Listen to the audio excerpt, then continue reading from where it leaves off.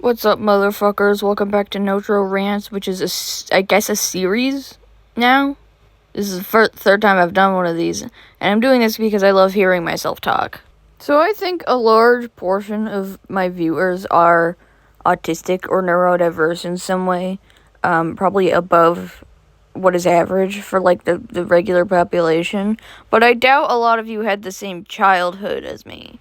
When I was young, I was taken out of public school and put into a behavioral center for neurodivergent kids. I think that this decision was ultimately better for me. I don't think I would have survived public school, but especially in the earlier years of that behavioral center, they used some questionable tactics. And by questionable tactics, I mean ABA therapy, which, if you don't know, stands for Abusing Bountiful Autistics.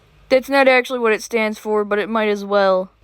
I won't get into specifics, but I will talk about two of the, I guess you would call them, tools that they introduced to us, and my opinions on each of them. These two things are called the zones of regulation and superflex. The zones of regulation were 4 colored zones which different emotions could be placed into. The green zone was for contentedness and calmness and joy. The yellow zone was for things like anxiety and excitement and just general elation. The blue zone was for depression and sadness, and the red zone was generally just the angry one. Superflex was a fictional superhero that fought these little monsters called the Unthinkables, and the Unthinkables were autism symptoms. I'm sure, based on my descriptions of both of those and the fact that I laughed at the end of the last one, tells you which one of these I prefer. The zones of regulation can definitely be misused, but they are not inherently as harmful as the idea of autism symptoms being villains that need to be thwarted.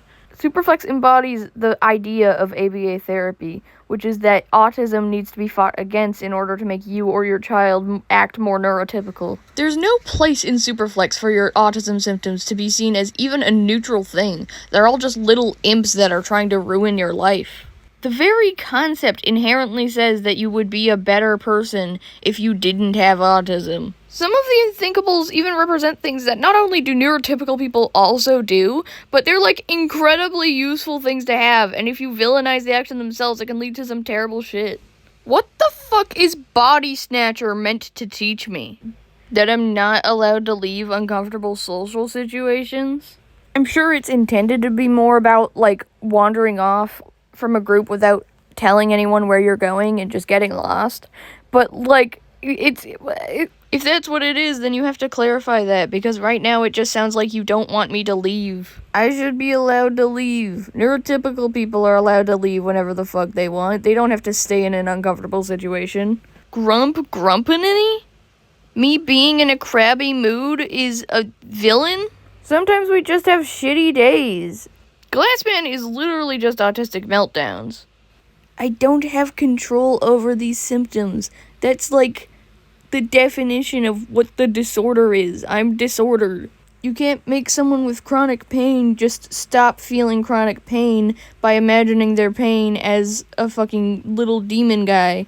The zones of regulation, though, I am rather fond of those if they are used properly. No zone is considered a bad zone. Some zones are just inappropriate for certain situations. An appropriate yellow zone situation would be something like a park or a party. An appropriate blue zone situation would be something like a funeral. An appropriate red zone situation even would be something like a protest. And there are lots of situations where all of the zones are acceptable.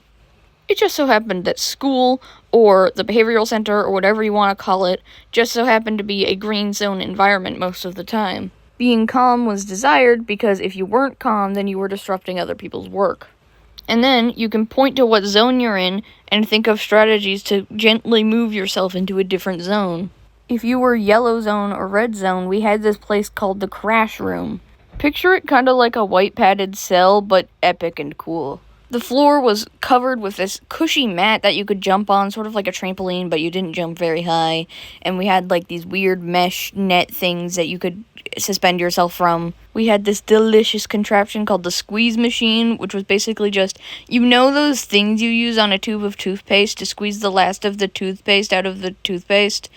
That it was that, but it was your entire body. It was the best thing ever. it is important to note that the crash room was not a punishment for anything. You chose to go in there, and that was a safe space for you to let out all your yellow and red zone emotions. It allowed me to feel what I was feeling to the full extent, express my emotions how I wanted to, in an area where it was safe to do so.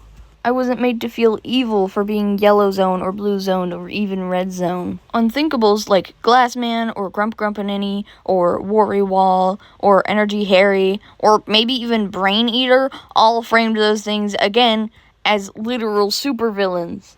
Things that needed to be murdered so that you could sit still and be a good little neurotypical boy. No, I was not capable of defeating my meltdowns. That's not how any of this works. I can't kill Glassman because he is me and I am him. I could kill him, but I highly doubt that's what anyone who was teaching me about Superflex would have actually wanted.